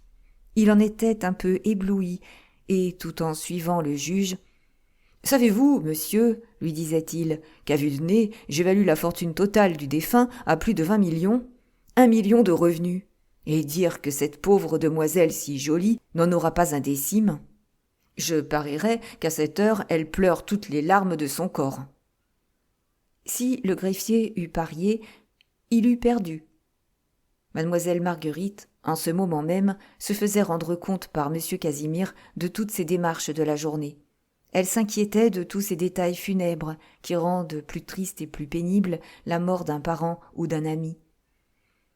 Comment serait la cérémonie et à quelle heure? S'était-on occupé de faire préparer le caveau de la famille de Chalus? Avait-on bien pensé à tout? Il fallait compléter la liste des personnes à qui adresser des lettres de faire-part. Libre enfin, elle consentit à prendre quelque nourriture, debout, devant un des dressoirs de la salle à manger. Puis elle alla s'agenouiller dans la chambre du comte de Chalus, transformée en chapelle ardente, où 4 prêtres de la paroisse récitaient l'office des morts. Elle était anéantie de fatigue, la malheureuse. Les cordes de sa voix étaient à ce point brisées qu'elle ne pouvait plus parler. Le sommeil fermait ses yeux. Mais elle avait encore à remplir un devoir qu'elle considérait comme sacré. Lorsque 10 heures sonnèrent, elle envoya chercher un fiacre, jeta un châle sur ses épaules et sortit en commandant à madame Léon de l'accompagner. C'est rue d'Ulm, chez Pascal, qu'elle se rendait. Quand elle y arriva, la porte de la maison était fermée, le gaz était éteint, et elle fut obligée de sonner 5 ou 6 fois. Enfin, on lui ouvrit, et la lueur d'une chétive veilleuse la guida jusqu'à la loge du concierge. « Monsieur Ferrailleur » demanda-t-elle. Le portier la toisa d'un air de mépris, et, brutalement, « Il ne demeure plus ici », répondit-il. « Le propriétaire ne veut pas de voleurs dans la maison. Il a vendu son Saint-Frusquin, et il est parti pour l'Amérique, avec sa vieille sorcière de mère. » Ayant dit, il referma sa loge, et mademoiselle Marguerite, assommée par ce dernier coup, chancelante, se tenant au mur, regagna sa voiture. « Parti !» murmurait-elle, « sans penser à moi. Me croit-il donc comme les autres? Mais je le retrouverai. Ce Fortunat, qui cherchait des adresses pour M. de Chalus, me découvrira Pascal. Chapitre 13. Peu de gens se font une idée des successions qui, chaque année, faute d'héritiers pour les recueillir, font retour à l'État. Le Trésor perçoit ainsi chaque année des sommes considérables. Et cela se comprend à une époque où de plus en plus se relâchent les liens de la famille, en un temps où chacun tire de son côté, répudiant la solidarité jadis sacrée du nom et du sang. Les pères avaient cessé de se voir, les enfants ne se connaissent plus. À la seconde génération, on est parfaitement étranger. Le jeune homme, que son humeur aventureuse entraîne loin du pays, la jeune fille, qui se marie contre le gré des siens, cessent vite d'exister. Que deviennent-ils ? Nul ne s'en inquiète. Sont-ils heureux ou malheureux ? Nul ne s'en informe, tremblant de provoquer quelque demande de secours. Oubliés, ces aventureux oublient, et si la fortune leur a souri, ils se gardent bien d'en donner avis à la famille. Pauvres, ils ont été reniés. Riches, ils renient. S'étant enrichis seuls et sans aide, ils éprouvent une égoïste satisfaction à dépenser seuls et à leur guise leurs revenus. Qu'un de ces abandonnés meure, cependant, qu'arrive-t-il ? Les domestiques et les gens qui ont entouré son agonie profitent et abusent de son isolement, et c'est quand tout ce qui était prenable a été pris que le juge de paix présent appose les scellés. Bientôt la levée de ces scellés est requise par des intéressés, créanciers ou serviteurs. On procède à un inventaire et après quelques formalités, nul héritier ne se présentant, le tribunal déclare la succession vacante et lui nomme un curateur. Les fonctions de ce curateur sont simples. Il administre la succession et en verse les revenus au trésor, jusqu'au jour où un jugement la déclare acquise, sauf recours des héritiers qui se présenteraient. « Que n'ai-je la 20e partie de ce qui se perd ainsi ?» s'écriait il y a une 20aine d'années un homme intelligent. « Ma fortune serait vite faite. » L'homme qui disait cela se nommait Antoine Vaudoré. Et tout Paris l'a connu, car il fut un moment célèbre lors du procès Riscara, où il joua, lui si fin, un rôle de dupe stupide. L'idée qui lui était venue à la suite de son exclamation, Vaudoré se garda bien de l'ébruiter. 6 mois durant, il la porta dans sa cervelle, l'étudiant, la creusant, l'examinant sous toutes ses faces, en pesant le fort et le faible. À la fin, il la reconnut bonne à exploiter. Et cette année même, aidé de quelques capitaux qu'il prit on ne sait où, il créait pour des besoins nouveaux une industrie nouvelle, inconnue et étrange. Antoine Vaudoré fut le premier dénicheur, ou plutôt, pour employer l'expression consacrée, le premier pisteur d'héritage. Ce métier n'est pas, il s'en faut, métier de fainéant. Il exige de qui veut l'exercer fructueusement des qualités particulières, des aptitudes spéciales, une activité convulsive, de l'énergie, de la souplesse et de l'audace. Beaucoup d'entre-gens et les connaissances les plus variées. Le pisteur d'héritage doit avoir la témérité du joueur et le sang-froid du duelliste, le flair et la patience de l'agent de police, les ressources et les ruses de l'avoué le plus retors. Décrire cette profession et en désarticuler les rouages est plus facile que de l'exercer. Pour commencer, ce chasseur d'une espèce particulière doit se tenir très au courant des successions vacantes. Et il en a connaissance près du tribunal, soit qu'il suive les audiences, soit qu'il tire ses renseignements des greffiers et des huissiers. Est-il averti qu'un homme vient de mourir sans héritier connu ? Vite, il se préoccupe de savoir ce qu'il laisse et si le jeu vaut la chandelle. Lui est-il prouvé que la succession couvrira les frais ? Il commence ses opérations.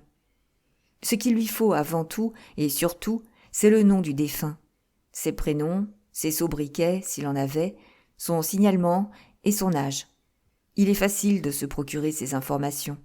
Ce qu'il est plus malaisé de connaître, c'est le lieu de naissance du mort, sa ou ses professions, quel pays il a habité, ses goûts, ses façons de vivre, en un mot, tout ce qui constitue une biographie.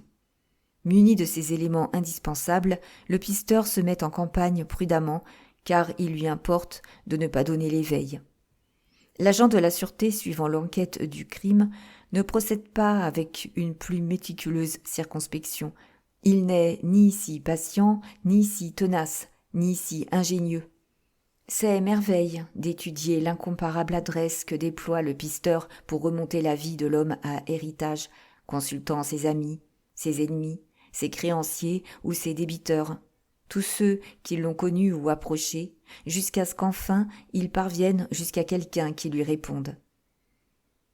Un tel, il était de mon pays. Je ne lui ai jamais parlé, mais je suis l'ami d'un de ses frères, d'un de ses oncles, d'un de ses neveux. Parfois, avant d'en arriver là, il a fallu des années d'investigation incessante, des avances de fonds, des déplacements coûteux, des annonces habilement conçues dans tous les journaux de l'Europe. Mais du moins, ce résultat obtenu, le dénicheur d'héritage peut respirer. Il a désormais, pour lui, 75 chances sur 100. Le plus fort est fait. La portion de la tâche où, fatalement, il fallait compter avec le hasard. Le reste, le plus délicat, est l'affaire d'habileté, de tact et d'habitude. De ce moment, l'agent de police s'efface et l'homme de loi retors apparaît. Il s'agit d'aller trouver ce parent du défunt, découvert au prix de tant de peines, et de traiter avec lui du partage, sans toutefois lui laisser entendre qu'une succession qu'il ignore lui est échue. Il s'agit de l'amener à s'engager par écrit, en bonne et due forme, à abandonner comme prime le 10e, le tiers, la moitié même, des sommes qu'on lui fera recouvrer. Négociation épineuse qui nécessite des prodiges de présence d'esprit et des trésors de duplicité à faire pâlir le plus astucieux diplomate. Et en effet, pour peu que l'héritier se doute de quelque chose, s'il soupçonne la vérité, il rit au nez du négociateur, lui tire sa révérence et court en droiture réclamer seul et intégralement ce qui lui revient. Adieu alors les espérances du pisteur, et il en est pour ses soins et ses peines, pour ses démarches et pour ses déboursés. Mais cette mésaventure est rare. L'homme à qui on vient annoncer cette bonne nouvelle d'une rentrée inattendue est d'ordinaire sans défiance et ne marchande guère le pot de vin qu'on lui demande. La somme à recevoir l'éblouit si bien qu'il craindrait, en discutant des clauses, peut-être onéreuses, de perdre du temps et de reculer l'instant béni où il palpera. Un traité est donc bientôt rédigé et signé, et alors le pisteur se révèle. « Vous êtes, dit-il à son client, le parent de un tel, n'est-ce pas ? Oui, eh bien, il est mort, et vous héritez. Rendez grâce à Dieu, et courons chercher l'argent. » Le plus souvent, l'héritier s'exécute loyalement. En ce cas, tout est dit. Mais il arrive aussi qu'une fois envoyé en possession, il regimbe, se déclare écorché et prétend revenir sur le traité. Alors, il faut plaider.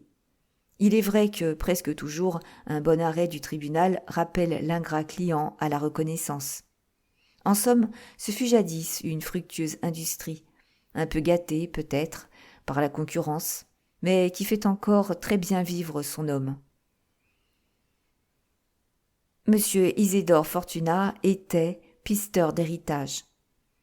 Sans doute, il s'occupait en outre de beaucoup d'autres trafics un peu moins avouables, mais c'était là une des meilleures et des plus solides cordes de son arc. Cela explique comment, sa première fureur apaisée, il avait si promptement fait son deuil des 40 000 francs qu'il avait avancés au marquis de Valorcet. Changeant immédiatement ses batteries, il s'était dit que du moment où la mort soudaine de M. de Chalus lui engloutissait cette somme, c'est bien le moins qu'il la repêcha dans la succession en découvrant quelque héritier inconnu de tant de millions désormais sans maître. Ainsi, ceux qui s'en étaient allés par la flûte lui reviendraient par le tambour. Il avait quelques raisons d'espérer. Ayant eu autrefois des relations avec M. de Chalus, quand il faisait rechercher mademoiselle Marguerite, M. Fortunat avait pénétré assez avant dans la confiance du comte pour soupçonner quantité de choses dont un homme comme lui tire toujours parti. Les renseignements qu'il avait obtenus de la Ventrasson avaient si bien gonflé ses espérances qu'à un moment il s'était dit « Hé hé, c'est peut-être un mal pour un bien ». Néanmoins, après son orageuse discussion avec le marquis de Valorcey, M. Isidore Fortunat dormit peu et d'un mauvais sommeil. On a beau être fort, une perte sèche de 40 000 francs ne dispose pas à des rêves couleur de rose. Et M. Fortunat avait cette faiblesse de tenir à son argent comme à la moelle de ses os. Il y tenait en raison directe du mal qu'il lui avait donné à conquérir, des hasards courus et des périls surmontés. Bravement, il se répétait en manière de consolation « Je triplerai cette somme ». Cet encouragement ne lui rendait pas sa sérénité. C'est que le gain n'était qu'une probabilité et sa perte était une certitude. Aussi se tournait-il et se retournait-il sur ses matelas comme sur un gril. S'épuisant en hypothèses, se préparant aux difficultés qu'il aurait à vaincre. Son plan était simple. L'exécution était terriblement compliquée. Se dire « Je retrouverai la sœur de M. de Chalus si elle vit encore. Je découvrirai les enfants si elle est morte et j'aurai ma bonne part de la succession. » Se dire cela était fort joli. Comment le faire ? Où prendre cet infortuné qui depuis 30 ans avait abandonné sa famille pour fuir on ne savait où ni avec qui ? Comment se faire une idée de la vie qu'elle avait vécue et des hasards de sa destinée ? À quel degré de l'échelle sociale et dans quel monde commencer les investigations ? Autant de problèmes. Ces filles de grande maison que le vertige saisit et qui désertent le foyer paternel finissent presque toutes misérablement après une lamentable existence. La fille du peuple armé pour le malheur et pour la lutte, fatalement expérimentée, peut mesurer et calculer sa chute, et jusqu'à un certain point la régler et la maîtriser. Les autres, non. Elles ignorent tout, sont sans défense et s'abandonnent. Et précisément parce qu'elles ont été précipitées du plus haut, elles roulent plus bas et souvent jusqu'au fond des plus impurs cloaques de la civilisation. « Que ne suis-je à deux mains ?» pensait M. Isidore Fortunat. « Que ne puis-je me mettre sur le champ à l'œuvre ?» Au petit jour, cependant, il s'assoupit si bien que, vers les 9 heures, Madame Daudelin, sa gouvernante, fut obligée de le réveiller. « Vos employés sont arrivés, lui cria-t-elle en le secouant. 2 clients vous attendent. » Il sauta à bas de son lit, termina sa toilette en moins d'1 quart d'heure et passa dans son cabinet en criant à ses commis. « Faites entrer !» Recevoir ce matin le contrariait fort, mais négliger toutes ses autres affaires pour la douteuse succession de Chalus eût été une folie. Le premier client qui entra était un homme encore jeune, d'apparence cossue et vulgaire. N'étant pas connu de M. Fortunat, il jugea convenable de s'annoncer tout d'abord. « Je suis, dit-il, monsieur le peintre, marchand de charbon en gros, et je vous suis adressé par mon ami Bouscat, le marchand de vin. » M. Fortunat s'inclina. « Prenez donc la peine de vous asseoir, fit-il. Je me rappelle très bien votre ami. Je lui ai, si je ne m'abuse, donné quelques conseils lors de sa 3e faillite. Précisément. Et si je viens vous trouver, c'est que je suis juste dans le même pétrin que Bouscat. Les affaires vont mal. Mon échéance, fin courant, est très considérable, de manière que vous serez obligé de déposer votre bilan. Hélas, j'en ai bien peur. » Ce que voulait ce client, M. Fortunat le savait désormais. Seulement, il a pour principe de n'aller jamais au-devant des explications des gens. « Veuillez m'exposer votre cas, dit-il. » Le négociant rougit. La vérité était dure à avouer et lui coûtait. « Voici la chose, répondit-il enfin. J'ai parmi mes créanciers des ennemis, de sorte que je n'obtiendrai pas mon concordat. C'est réglé. On me prendra tout ce que j'ai. Que deviendrai-je après ? Faudra-t-il donc que je crève de faim ? La perspective est pénible. N'est-ce pas, monsieur ? Et c'est pour cela que je désirerais, si c'était possible, si c'était sans danger, car je suis honnête homme, monsieur, Je voudrais me ménager quelques petites ressources. Secrètement. Non pour moi, grand Dieu, mais j'ai une jeune femme. Si bien que... L'agent d'affaires eut pitié de son embarras. Bref, interrompit-il, vous voudriez dissimuler et soustraire à vos créanciers une partie de votre actif. À cette formule nette et crue de ses honorables intentions, le marchand de charbon tressauta sur sa chaise. Sa probité, qui eût accepté une périphrase, se révoltait de l'expression propre. « Oh, monsieur, protesta-t-il, je me brûlerais la cervelle plutôt que de faire tort d'un centime à qui que ce soit. Ce que j'en fais, c'est dans l'intérêt de mes créanciers. Je recommencerai les affaires sous le nom de ma femme, et si je réussis, ils seront tous payés. Oui, monsieur, intégralement, capital et intérêt. Ah, s'il ne s'agissait que de moi. Mais j'ai 2 enfants, 2 petites filles, de façon que... C'est bien, prononça M. Fortunat. Je vous fournirai le même expédient qu'à votre ami Bouscat. Il est infaillible, si vous pouvez, avant de vous mettre en faillite, rassembler un certain capital. Je le puis, en vendant au-dessous du cours une partie des marchandises qui constituent mon actif. Et j'en ai beaucoup, de sorte que... En ce cas, vous êtes sauvé. Vendez, et mettez l'argent à l'abri. L'estimable négociant se grattait l'oreille. « Excusez-moi, fit-il, j'avais songé à ce moyen, mais il m'a paru indélicat et aussi terriblement dangereux. Comment expliquer la diminution de mon actif ? Mes créanciers me haïssent. S'ils soupçonnaient quelque chose, ils m'accuseraient de banqueroute frauduleuse et on me mettrait en prison. Et alors ? M. Fortunat haussait les épaules. « Quand je donne un conseil, déclara-t-il brusquement, je fournis les moyens de le suivre sans danger. Écoutez-moi attentivement. Supposons qu'autrefois, vous ayez acheté très cher des valeurs aujourd'hui totalement dépréciées. Ne pourriez-vous pas les faire figurer à votre actif au lieu et place de la somme que vous voulez mettre à l'abri ? Vos créanciers les admettraient, non pour ce qu'elles valent, mais pour ce qu'elles ont valu. Et évidemment, le malheur est que je n'ai pas de valeur, de manière que... On en achète !» Le marchand de charbon écarquillait de grands yeux surpris. « Pardon, murmura-t-il, je ne comprends pas parfaitement. » Il ne comprenait même pas du tout. Mais M. Fortunat, joignant la démonstration à la théorie, ouvrit une grande caisse de fer, et alors apparurent aux regards éblouis du client des liasses énormes de toutes ces valeurs qui inondèrent la place, il y a quelques années, et ruinèrent tant de pauvres ignorants et d'avides imbéciles. Alors apparurent des actions et des obligations des mines de Tifila et du gouvernail Robert, des messageries continentales et des houillères de Berchem, des pêcheries groenlandaises et du comptoir d'escompte mutuel. Chacun de ces titres avait eu son quart d'heure de vogue et s'était payé à la bourse 500 ou 1000 francs.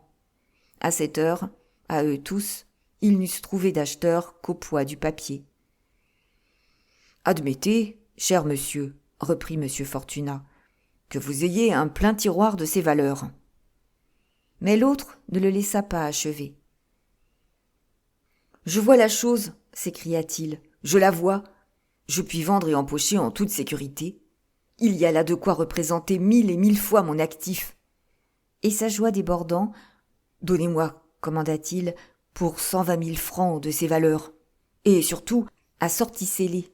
Je veux que mes créanciers aient un échantillon de chaque. » Grave comme s'il eût manié des billets de banque, M. Fortunat se mit à compter et à trier des titres. L'autre, pendant ce temps, tirait son porte-monnaie. « Combien vous dois-je » demanda-t-il. « 3 000 francs. » L'honorable négociant bondit. « 3 000 francs » répéta-t-il. « C'est une plaisanterie, sans doute. Ces 120 000 francs de chiffon ne valent pas un louis. »« Je n'en donnerai même pas 100 sous, » prononça froidement M. Fortunat. « Il est vrai que je n'en ai pas besoin pour désintéresser mes créanciers. Vous, c'est une autre affaire. Ces chiffons vous sauveront 100 000 francs au moins. Je vous demande 3%. Ce n'est pas cher. Après cela, vous savez, je ne force personne. » Et d'un ton terriblement significatif, il ajouta « Vous trouverez assurément de ces titres à meilleur marché. Mais prenez garde, en vous adressant ailleurs, de donner l'éveil à vos créanciers. Il me dénoncerait, le coquin, pensa le commerçant. Et, se sentant pris, va donc pour 3000 francs, soupira-t-il. Mais du moins, cher monsieur, faites-moi bonne mesure, et mettez-m'en pour une 20 000 francs de plus. Le marchand de charbon riait de ce rire pâle de l'homme qui, résigné à se laisser dépouiller, prétend y mettre une certaine grâce. Mais M. Fortunat gardait une gravité d'augure. Il donna ce qu'il avait annoncé, rien de plus, rien de moins, en échange de 3 beaux billets de banque, et même il dit gravement « Voyez si les 120 000 francs y sont bien. » L'autre empocha les chiffons sans compter, mais avant de se retirer, il fit promettre à son estimable conseiller de l'assister au moment décisif, fin courant, et de l'aider à établir un de ces limpides bilans qui font dire aux créanciers « Voici un honnête homme qui a été bien malheureux. » Mieux que personne, M. Fortunat pouvait rendre ce petit service. Outre sa chasse aux héritiers des successions vacantes, il s'occupait de liquidations laborieuses et s'était fait des faillites une spécialité où il était sans rival. Cela lui rapportait gros, grâce à l'ingénieux expédient qu'il venait d'indiquer au sieur Leplintre, expédient fort connu maintenant, mais dont il était presque l'inventeur. Ce qu'il y avait de terrible avec lui, c'est que, si on voulait suivre ses conseils, on était forcé, sous peine d'une dénonciation, de prendre pour le prix qu'il fixait les valeurs de fantaisie dont il possédait une si belle collection. Car il agissait en cela comme ces médecins philanthropes qui donnent des consultations gratis, mais qui contraignent leurs malades à se fournir chez eux de remèdes à 100% au-dessus du cours. Nul brevet d'invention n'assurant l'exploitation exclusive des découvertes de ce genre, M. Fortunat devait être audacieusement imité à une époque où la faillite est presque devenue une opération commerciale comme une autre. Mais il était encore resté un des maîtres parmi les habiles qui professent sur la place le bel art de faire banqueroute sans danger. Cependant, le client qui succédait au marchand de charbon était un naïf, qu'amenait simplement une difficulté avec son propriétaire. M. Fortunat lui vit expédier, et alors, entrebâillant la porte de ses bureaux, il cria « Le caissier !» Un garçon de 35 ans, dont la mise misérable rappelait celle de Victor Chupin, arriva aussitôt, tenant d'une main un sac et de l'autre un registre. « Combien a-t-on visité de débiteurs hier ?» lui demanda M. Fortunat. « 237, monsieur. »« Quelle est la recette ?»« 89 francs. » M. Isidore Fortunat eut une grimace de satisfaction. « Pas mal, fit-il. Pas mal du tout. » Et, atteignant un énorme répertoire dans un casier, il l'ouvrit en disant « Attention, nous allons pointer. » Aussitôt, une singulière besogne commença. Le patron appelait des noms, et à chacun d'eux, le caissier répondait par une indication qui était inscrite aussitôt en marge sur le répertoire. « Un tel, disait le patron. Un tel, un tel. » Et le caissier de répondre « A donné 2 francs. A déménagé. N'était pas chez lui. A donné 20 sous. Ne veut plus rien payer. » Comment M. Fortunat se trouvait-il avoir tant de débiteurs ? Comment s'accommodait-il de si faible acompte ? C'était bien simple. Tout en équilibrant des bilans fictifs, M. Fortunat suivait les liquidations après faillite, et il y achetait ces masses de créances, considérées comme absolument perdues, qui se vendent aux enchères pour presque rien. Et où personne n'eût touché un sou, lui récoltait. Ce n'est pas qu'il procédât par la rigueur, bien au contraire. Il réussissait par la patience, la douceur et la politesse, mais aussi par une ténacité infatigable et désespérante. Quand il avait décidé qu'un débiteur lui donnerait tant, c'était fini. Il ne le lâchait plus. Il le faisait visiter tous les 2 jours, suivre, harceler, obséder. Il l'entourait de ses employés. Il le relançait chez lui, à son bureau ou à son magasin, au café, partout, toujours, à toute heure, incessamment, et toujours avec l'urbanité la plus parfaite. si bien que les plus mauvais payeurs et les plus pauvres se lassaient à la fin. La rage les prenait, et pour échapper à cette effroyable obsession, ils trouvaient de l'argent. Et comme M. Fortunat acceptait tout, depuis 50 centimes, on le payait. Outre Victor Chupin, il avait encore 5 employés qui visitaient les débiteurs à la journée. On leur distribuait les courses chaque matin, et chaque soir, il réglait avec le caissier, qui lui-même rendait les comptes généraux au patron. Cette petite industrie ajoutait encore au profit des héritages et des faillites, et c'était la 3e et dernière corde que M. Fortunat eut à son arc. Donc le pointage se faisait comme chaque jour, mais si le caissier était à sa besogne, le patron n'y était guère. Il s'arrêtait à chaque minute, prêtant l'oreille au moindre bruit du dehors. C'est qu'avant de recevoir le marchand de charbon, il avait parlé à Victor Chupin et l'avait expédié rue de Courcelles, afin d'avoir par M. Casimir des nouvelles du comte de Chalus. Et il y avait plus d'1 heure de cela, et Victor Chupin, si prompt d'ordinaire, ne reparaissait pas. Enfin, il parut. D'un geste, M. Fortunat congédia son caissier et s'adressant à son commissionnaire, « Eh bien ?» demanda-t-il. « Plus personne, » répondit Chupin. « Le comte vient de mourir. On croit qu'il ne laisse pas de testament. Voilà la jolie demoiselle sur le pavé. » Tous ces malheurs répondaient si bien au pressentiment de M. Fortunat qu'il ne sourcilla pas, et d'un ton calme, il ajouta « Casimir viendra-t-il au rendez-vous ? Il m'a répondu, monsieur, qu'il tâcherait de s'y trouver. Moi, je parie 100 sous qu'il y sera. Il vous a une bouche, cet homme-là, à faire 10 lieues pour mettre quelque chose de bon dedans. » L'opinion de Chupin parut être celle de M. Fortunat. « Tout va donc bien, dit-il. Seulement, vous êtes resté trop longtemps en route, Victor. »« C'est vrai, monsieur, mais j'avais une course à faire pour moi, une course de 100 francs, s'il vous plaît. » M. Fortunat fronça le sourcil. « Il est bon d'être industrieux, prononça-t-il, mais vous aimez trop l'argent, Victor, beaucoup trop. Vous êtes insatiable. » Le jeune drôle leva fièrement la tête et d'un ton d'importance. « Je décharge, prononça-t-il. « Décharge. Vous. Mais oui, monsieur. Pourquoi donc pas?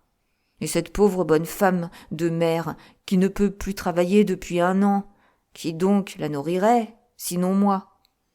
Bien sûr, ce ne serait pas mon père, le propre à rien, qui a mangé tout l'argent du duc de Sairmeuse, sans nous en donner 1 centime. D'ailleurs, je suis comme les autres, je veux être riche et m'amuser. J'aurai une voiture dans le grand genre, c'est une idée. Et quand un gamin comme j'étais m'ouvrira la portière, je lui mettrai toujours 100 sous dans la main. » Il fut interrompu par madame Daudelin, la digne gouvernante, qui entrait, tout effarée, sans frapper. « Monsieur !» criait-elle, comme elle eût crié « au feu !»« Voilà monsieur de Valençay !» M. Fortunat se dressa, tout pâle. « Le diable l'emporte !» bégaya-t-il. « Dites que je suis sorti. Dites. » C'était inutile. Le marquis entrait. « Sortez, » dit le pisteur d'héritage à la gouvernante et à Chupin. Il était évident que M. de Valençay était fort en colère, mais il était manifeste aussi qu'il était résolu à se contenir. Dès qu'il fut seul avec M. Fortunat, « C'est donc ainsi, maître 20%, prononça-t-il, que vous trahissez vos amis. Pourquoi me tromper, hier soir, au sujet des 10 000 francs que vous deviez me remettre, au lieu de me dire la vérité? Vous saviez, hier, l'accident de M. de Chalus. Je ne le sais, moi, que depuis 1 heure, par une lettre de Madame Léon. » M. Fortunat hésitait un peu. C'était un homme doux, ennemi des violences, qui ne se résignait à être brave qu'à la dernière extrémité, et il lui semblait que M. de Valençay tourmentait sa canne d'une inquiétante façon. « Je l'avoue, monsieur le marquis, » répondit-il enfin, « je ne me suis pas senti le courage de vous apprendre l'horrible malheur qui nous frappe. »« Comment? Nous? Dame, si vous perdez l'espérance de plusieurs millions, moi je perds... La réalité de ce que je vous ai avancé, 40 000 francs, toute ma fortune. Et cependant, vous le voyez, je me résigne. Faites comme moi, que voulez-vous? C'est une partie perdue. Le marquis de Valençay écoutait, au rouge, les sourcils froncés, les poings crispés, tout près d'éclater, en apparence, se possédant parfaitement en réalité. Et la preuve qu'il jouissait du plus beau sang-froid, c'est qu'il étudiait anxieusement l'attitude de M. Fortunat, s'efforçant de démêler sous ses vaines paroles ses intentions véritables. Il s'attendait, en venant, à trouver son cher arabe hors de ses gonds, exaspéré par la perte, jurant et sacrant, réclamant son argent avec des cris décorchés. Et pas du tout. Il trouvait l'homme le plus doux, calme, froid, réfléchi, tout confit de résignation et qui prêchait la soumission aux événements. « Qu'est-ce que cela ?» pensait-il, le cœur serré d'inquiétude. « Et que rumine le drôle. Il y a 1000 à parier contre un qu'il me prépare quelque coup de Jarnac qui m'achèvera. » Et d'un ton hautain et glacé qui ajoutait encore à la trivialité de son expression, « En un mot, fit-il, vous me lâchez !» L'autre eut un joli geste de protestation, et, semblant céder à un irrésistible mouvement d'effusion, « Moi, vous abandonner, monsieur le marquis !» s'écria-t-il. « Qu'ai-je fait pour que vous me jugiez si mal ? Hélas ! Ce sont les événements qui nous trahissent. Je ne voudrais pas amollir le courage dont vous avez besoin, mais là, franchement, entre nous, essayer de lutter serait folie. Qu'espérer encore ? N'avez-vous pas, pour prolonger jusqu'à aujourd'hui votre vie fastueuse, épuisé les derniers et les plus périlleux expédients ? Vous en étiez à ce point qu'il vous fallait épouser mademoiselle Marguerite avant un mois, ou périr. Les millions de Chalus vous échappent, vous sombrez. Et tenez, s'il m'était permis de vous donner un conseil, je vous dirais, le naufrage est sûr, ne songez qu'aux épaves. En menant secrètement et rondement une liquidation générale, on peut sauver bien des choses à la barbe de vos créanciers. Liquider, c'est la mode. Et s'il vous faut mes services, me voici. Partez pour Nice et laissez-moi votre procuration. Des débris de votre opulence, je me charge de vous constituer une aisance qui satisferait encore bien des ambitions. Depuis un moment déjà, le marquis ricanait. « Parfait, fit-il. Du même coup, vous m'éloignez et vous recouvrez vos 40 000 francs. C'est excessivement adroit. » L'homme d'affaires se sentit deviner, mais que lui importait. « Je vous assure, commença-t-il. » Mais l'autre, d'un geste dédaigneux, l'arrêta. « Laissons donc les propos oiseux, fit-il. Nous valons mieux que cela, l'un et l'autre. Je n'ai jamais eu la prétention de vous en imposer. Faites-moi, je vous prie, l'honneur de me supposer aussi fin que vous. » Et sans vouloir écouter son conseiller, « Si je suis venu vous trouver, poursuivit-il, c'est que la partie n'est pas si désespérée que vous croyez. Le premier étourdissement passé, j'ai réfléchi, et j'ai vu qu'il me reste encore de belles cartes que vous ne connaissez pas. Pour vous, pour tout le monde, mademoiselle Marguerite est ruinée, n'est-ce pas? Pour moi, elle vaut encore 3 millions, au bas mot. » « Mademoiselle Marguerite ? » ?»« Oui, messire 20%. Qu'elle soit ma femme, et le lendemain, je lui découvre 150 000 livres de rente. Mais il faut que je l'épouse, et cette belle dédaigneuse ne m'accordera sa main que si je réussis à la convaincre de mon amour et de mon désintéressement. » Mais l'autre... M. de Valençay eut un tressaillement nerveux aussitôt réprimé. « L'autre n'existe plus. Lisez le Figaro ce soir, et vous serez édifié. Allez, je suis bien seul, désormais, sur les rangs. Que je puisse dissimuler ma ruine quelque temps encore, et elle est à moi.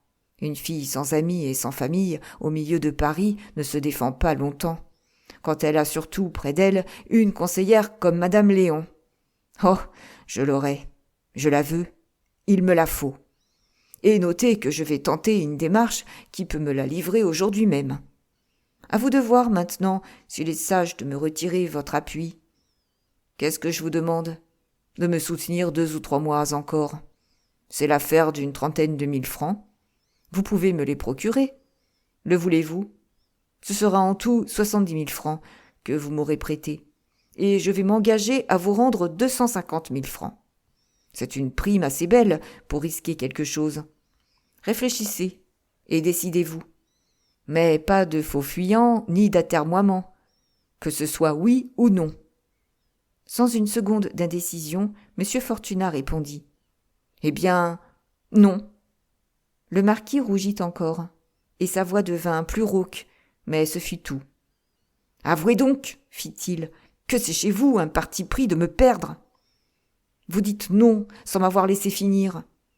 Attendez à tout le moins que je vous ai exposé mon plan et montré sur quelles données positives et certaines reposent mes espérances. » C'était, en effet, chez M. Fortunat, un parti pris de ne rien entendre.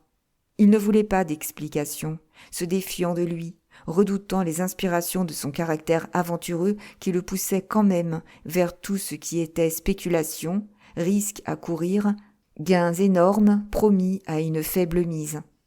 Il redoutait l'appât des affaires aléatoires comme le joueur craint la vue des cartes et l'ivrogne l'odeur des liqueurs fortes. Enfin, il avait peur de l'éloquence du marquis. Ne l'avait-il pas entraîné déjà plus loin que sa volonté première? Enfin, il savait que qui discute est à moitié vaincu et ne demande plus bientôt qu'à se laisser convaincre. « Ne me dites rien, monsieur, » fit-il vivement, « tout serait inutile. Je n'ai pas d'argent.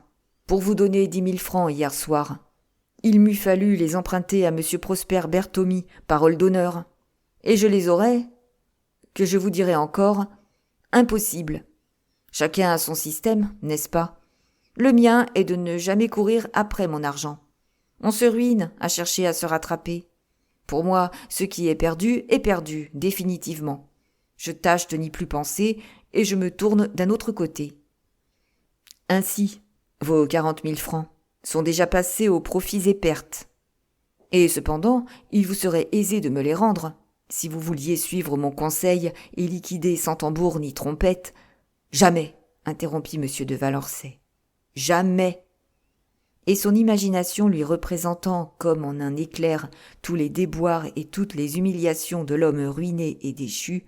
« Je ne veux pas déchoir, s'écria-t-il. Je sauverai tout, les apparences et la réalité, ou je ne sauverai rien. Si vous me refusez, je verrai ailleurs, je chercherai. Mais je ne donnerai pas à tous mes bons amis qui m'exècrent et que je hais cette joie délicieuse de voir le marquis de Valençay tombant de chute en chute jusqu'aux pantalons douteux, aux bottes ressemelées et à l'emprunt du louis. Je ne brosserai jamais les habits de ceux que j'ai éclaboussés 15 ans. Non, jamais. J'aimerais mieux mourir ou commettre les plus grands crimes. » Il s'arrêta court, un peu étonné peut-être de ce qu'il venait de dire. Et, pendant un moment, M. Fortunat et lui se regardèrent dans les yeux, en silence, chacun s'efforçant de pénétrer la pensée secrète de l'autre, comme des duellistes sur le terrain, pendant un repos, avant de reprendre le combat. Le marquis fut le premier à se croire renseigné. « Ainsi, fit-il d'un ton qui voulait être dégagé et qui était plutôt menaçant. « C'est bien décidé.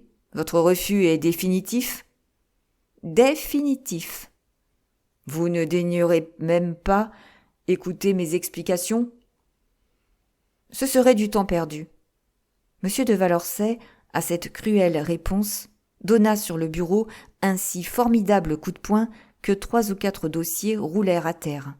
Sa colère n'était plus feinte. « Que projetez-vous donc » s'écria-t-il. « Et que comptez-vous faire ? Pour qui me trahissez-vous ? Pour quelle somme et pour quel dessein ? Prenez garde. C'est ma peau que je vais défendre, et, par le nom de Dieu, je la défendrai bien. L'homme résolu à se brûler la cervelle s'il échoue est terriblement dangereux. Malheur à vous si je vous retrouve jamais entre moi et les millions de Chalus. » M. Fortunat n'avait pas une goutte de sang aux joues. Néanmoins, sa contenance fut digne. « Vous avez tort de me menacer, fit-il. Vous ne me faites pas peur. Si j'étais contre vous, Je n'aurai qu'à vous poursuivre pour les 40 000 francs que vous me devez. Je ne serai pas payé, mais l'édifice mensonger de votre fortune croulerait sous ce seul coup de pic. Vous oubliez en outre que je possède un double de notre traité signé de votre main, et que je n'aurai qu'à le faire parvenir à mademoiselle Marguerite pour lui donner la juste mesure de votre désintéressement. Brisons donc nos relations, monsieur, et allons chacun notre chemin sans plus nous occuper l'un de l'autre. Si vous réussissez, vous me rendrez mon argent. » La victoire restait au dénicheur d'héritage, et c'est avec un sentiment d'orgueil qu'il vit s'éloigner son très noble client humilié et blême de rage. « Quel brigand que ce marquis !» grommelait-il. « Et comme je préviendrais mademoiselle Marguerite, la pauvre fille, si je n'avais pas si peur de lui.